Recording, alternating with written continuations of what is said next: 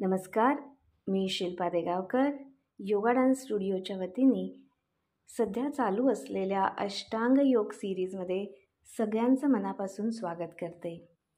योग असं म्हटलं की आपल्या डोळ्यासमोर येतात ते काही योगासनं आणि श्वसनाचे प्रकार.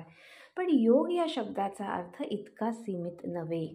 मनुष्याला अंतर्बाह्य बदलून टाकण्याची एक शास्त्रीय पद्धत आपल्याला योगशास्त्राने देऊ केलेली आहे.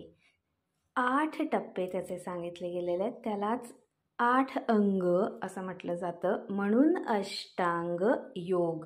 आता योग या शब्दाचा अर्थ जोडले जाणे.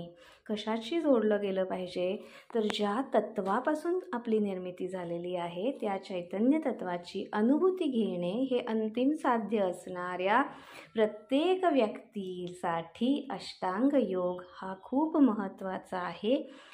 अष्टांग योग आयुष्यामध्ये आपल्या दैनंदिनमध्ये उतरवण्याचा योग मात्र ठरवून घडवून आणावा लागतो. आणि असा योग घडून यावा एवढीच आपण ईश्वरचरणी आपल्या सद्गुरूचरणी आपली इच्छा व्यक्त करूया, त्यांचे आशीर्वाद घेऊया आणि ह्या प्रवासाला सुरुवात करूया.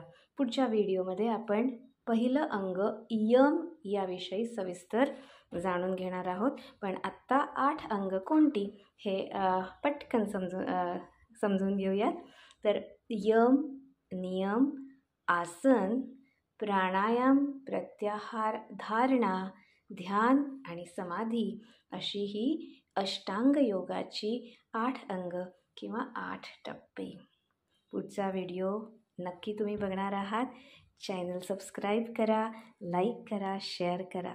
Thank you so much for listening and supporting. Thank you.